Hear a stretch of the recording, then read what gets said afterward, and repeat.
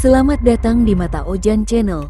Jangan lupa like, komen dan subscribe karena subscribe itu gratis. Terima kasih. Kita masuk ke ceritanya.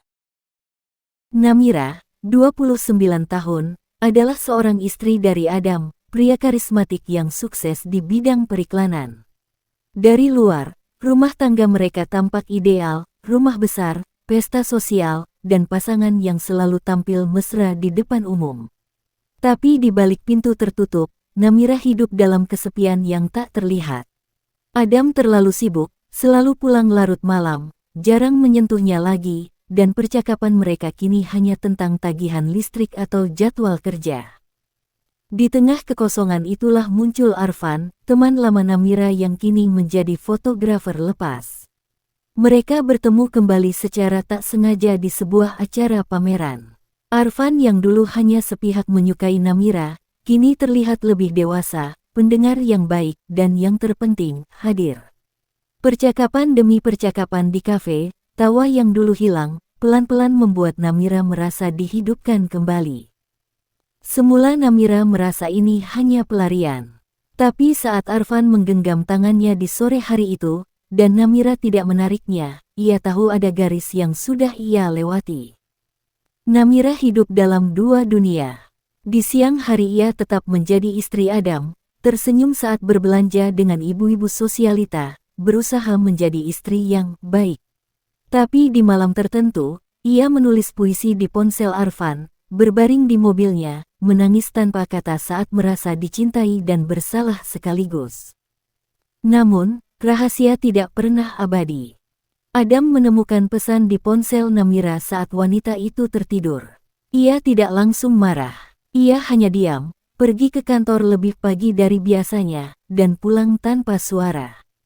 Dingin, namun berbeda. Namira merasakan perubahan itu, dan ketika akhirnya Adam menatapnya dengan mata merah dan suara bergetar, hanya satu kalimat yang keluar. Apa yang aku lakukan sampai kamu memilih orang lain untuk mencintaimu? Namira tak bisa menjawab. Akhir cerita mereka tidak dramatis. Tidak ada lemparan barang atau tangisan histeris. Hanya dua orang dewasa yang akhirnya sadar, rumah tangga bisa tampak megah, tapi jika fondasinya sudah keropos karena kesepian dan tak ada komunikasi, maka cinta pun tak bisa bertahan sendiri. Namira memilih pergi, bukan untuk Arfan, tapi untuk belajar mencintai dirinya sendiri kembali. 3 bulan sejak kepergian Namira, rumah itu tetap berdiri megah tapi kosong. Adam masih tinggal di sana, bangun pagi sendirian, makan malam dalam diam, dan menyimpan secangkir teh di sisi meja yang dulu milik Namira. Ia tidak pernah menyingkirkan gelas kesukaan istrinya, bahkan baju-bajunya masih tergantung rapi di lemari. Ia tidak tahu apakah itu bentuk cinta atau hukuman bagi dirinya sendiri. Di sisi lain, Namira hidup di apartemen kecil yang menghadap ke langit Jakarta yang kusam. Ia menolak tawaran Arfan untuk tinggal bersama. Aku tidak ingin berpindah dari satu ketergantungan ke ketergantungan lain, katanya tegas. Hubungan mereka pun merenggang. Arfan kecewa, tapi ia tahu, ia bukan penyelamat. Ia hanya pelabuhan sementara ketika Namira sedang karam. Suatu malam, hujan turun deras. Namira mengirim pesan pada Adam, apakah kamu bahagia sekarang? Jawaban Adam singkat, aku baru sadar, bahkan saat aku punya segalanya, aku kehilangan kamu. Pertemuan terakhir mereka terjadi di taman kecil dekat stasiun. Tak ada pelukan, tak ada harapan untuk kembali. Hanya sepasang mantan yang pernah saling mencintai, kini saling menatap dengan mata yang sama-sama lelah. Kalau waktu bisa diulang, apa kamu tetap memilihku? Tanya Adam lirih. Aku akan tetap memilihmu, tapi kali ini, aku akan lebih sering bicara. Dan kamu harus lebih sering mendengarkan. Mereka sama-sama tahu, itu tak akan terjadi lagi. Tapi kalimat itu cukup untuk menjadi penutup. Kadang, cinta tidak selalu harus memiliki akhir yang indah. Tapi bisa dikenang dengan tenang. Namira duduk di depan ruang kelas, menunggu anaknya, Zian, yang baru saja menyelesaikan ujian praktik musik. Bocah laki-laki usia 10 tahun itu selalu terlihat dewasa melebihi usianya. Sejak perceraian, Zian tinggal bergantian, seminggu dengan ibunya, seminggu dengan Adam. Tidak pernah rewel, tidak pernah bertanya kenapa rumahnya tak lagi utuh. Tapi hari itu, Zian mematahkan diamnya. Ibu, waktu itu, siapa yang pergi duluan? Ayah atau ibu? Pertanyaan itu menghantam Namira lebih dalam dari apapun. Ia tidak langsung menjawab. Anak-anak tidak pernah benar-benar diam. Mereka hanya menunggu waktu untuk bertanya. Kenapa tanya itu, nak? Karena di sekolah, Raka bilang kalau orang tuanya cerai karena ibunya selingkuh. Terus aku jadi mikir, apa semua ibu gitu? Namira merasa seperti dicekik. Ia tak ingin menyalahkan siapapun. Tapi juga tak ingin anaknya tumbuh dengan narasi keliru. Maka ia menjawab pelan, dengan mata berkaca.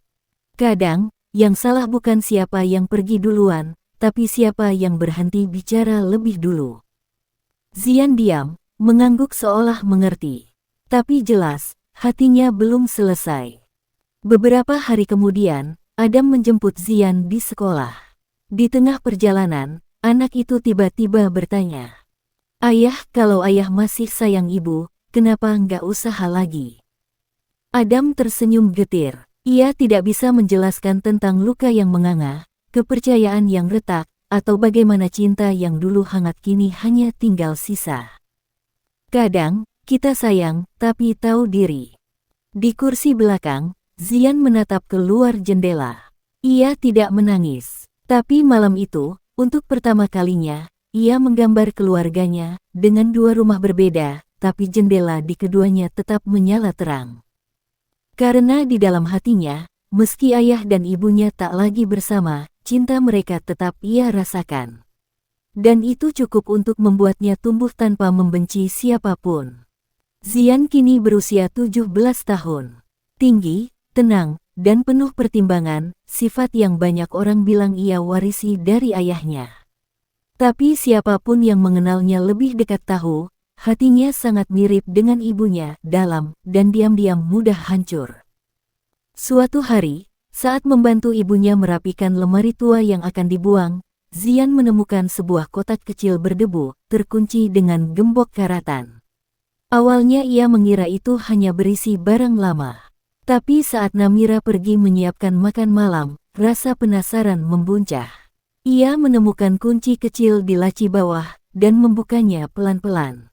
Di dalam kotak itu ada beberapa foto Polaroid bersama seorang pria yang bukan ayahnya. Dan sebuah surat, ditujukan untuk Arfan. Belum pernah terkirim. Arfan, malam ini aku mimpi tentang kita. Tapi bahkan dalam mimpiku pun aku tahu, aku mencintaimu dengan rasa bersalah yang tidak pernah bisa sembuh. Kamu datang di saat aku ingin menyerah, dan kamu hadir ketika suaraku sudah tak terdengar lagi di rumahku sendiri. Tapi kita bukan kisah yang ditakdirkan. Aku tidak bisa membawamu ke masa depan, dan aku juga tidak bisa terus menyeret bayang-bayangmu ke masa kini. Terima kasih sudah menjadi pelabuhan. Tapi sekarang aku harus belajar mengarungi laut sendiri. Zian akan tumbuh. Dia akan menatap mataku dan bertanya banyak hal. Mungkin nanti, tapi saat itu tiba, aku ingin sudah mampu menjawabnya tanpa menitikkan air mata.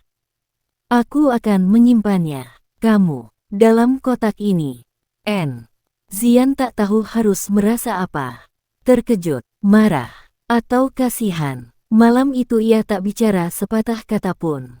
Tapi keesokan harinya, ia pergi ke rumah ayahnya, dan untuk pertama kalinya, bertanya tanpa ragu. Ayah, kamu tahu siapa Arfan? Adam terdiam lama, lalu akhirnya mengangguk pelan. Tahu. Kenapa diam aja waktu itu?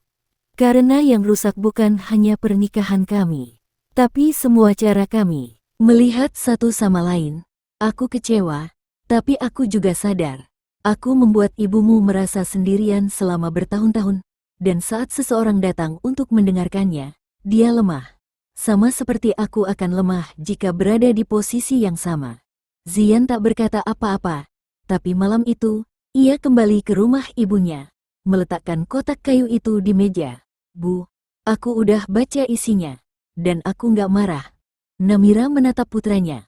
Matanya berkaca. Karena bagiku, ibu tetap ibu. Aku cuma pengen tahu. Ibu bahagia sekarang. Dan saat itulah, untuk pertama kalinya dalam belasan tahun, Namira mengangguk, tulus. Iya, nak, ibu bahagia. Karena kamu ada. Tamat. Terima kasih telah mendengarkan hingga akhir. Sampai jumpa lagi.